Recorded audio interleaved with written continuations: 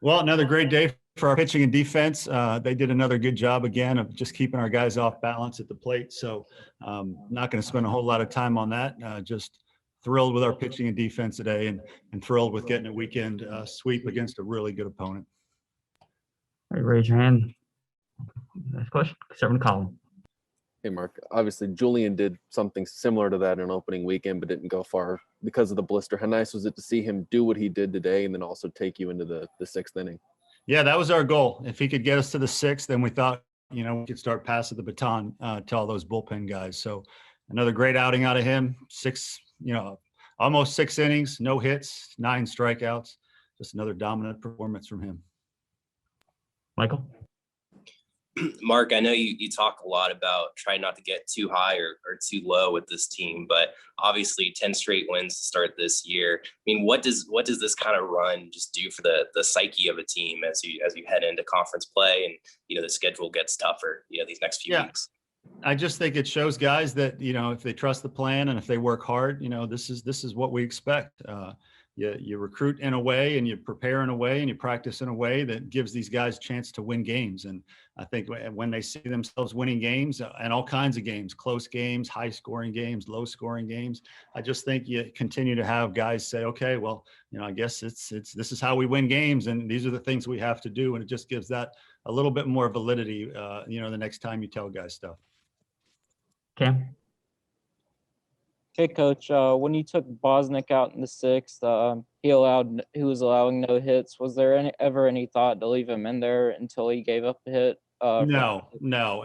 We're third week. The no hitter, that's very incidental at this point for a college baseball team, and number of pitches and all that is much more important at that point. Phil? Hey, Mark. You got off to such a hot start offensively over the first couple of weekends of the season. This weekend, 17 hits in the 3 games.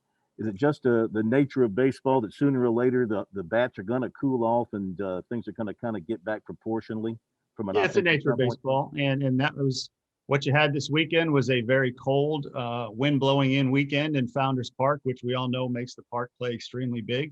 And you had a lot of guys pitching on their side that were very funky. Different arm angles, different speeds, just a tough matchup for a lot of SEC teams. And so, all that really matters is we found ways to win. Colin?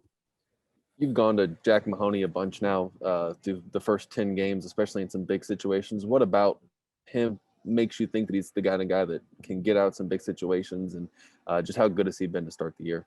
Well, he has talent, but he's also developing skill and he has makeup. And, that's the makings of special players. If they have the talent, which he does, he runs the fastball up to 95 or 96.